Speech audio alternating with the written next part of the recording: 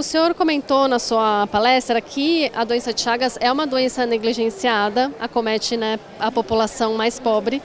Então, qual a importância dos laboratórios de análises clínicas na atenção primária para a identificação e o diagnóstico precoce dessa doença? Olha, realmente a doença de Chagas é uma doença negligenciada, até reconhecida pela Organização Mundial da Saúde, e como é uma doença mais de gente pobre, né?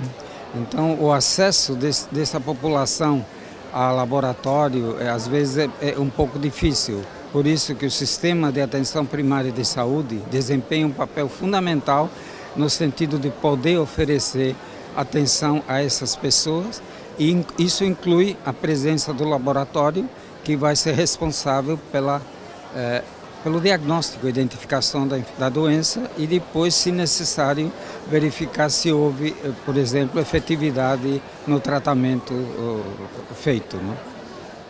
O senhor comentou também que até hoje não existe um teste confirmatório aceito universalmente para a doença de Chagas. Por que é tão difícil? Quais são, né, em geral, os grandes desafios do diagnóstico laboratorial para a detecção dessa doença? O problema é que a doença é causada por um parasita, né? Esse parasita ele é meio misterioso, ele entra no organismo, na fase aguda ele está presente no sangue, é mais fácil detectá-lo. Mas depois na fase crônica ele se localiza nos tecidos e às vezes é difícil você identificar o parasita ou parte do parasita no sangue. Isso faz com que o diagnóstico se torne difícil, é diferente de um vírus, por exemplo, né? Então, existem várias tentativas, os testes melhoraram muito, mas até hoje não existe um teste confirmatório definitivo.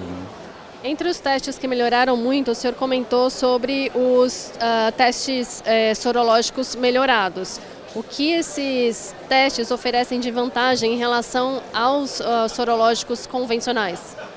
Olha, os testes sorológicos iniciais utilizavam frações antigênicas mais de lisado parasitário. Depois houve uma melhora com esses testes, com a introdução de frações antigênicas de proteínas recombinantes e peptídeos sintéticos.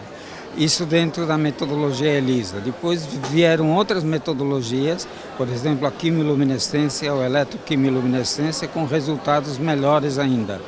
É o que nós temos utilizado com maior sensibilidade. E cabe comentar que os testes diagnósticos rápidos também tiveram uma melhora muito grande, e esses testes diagnósticos rápidos são muito úteis para a identificação de pessoas infectadas em áreas afastadas onde não existe infraestrutura laboratorial.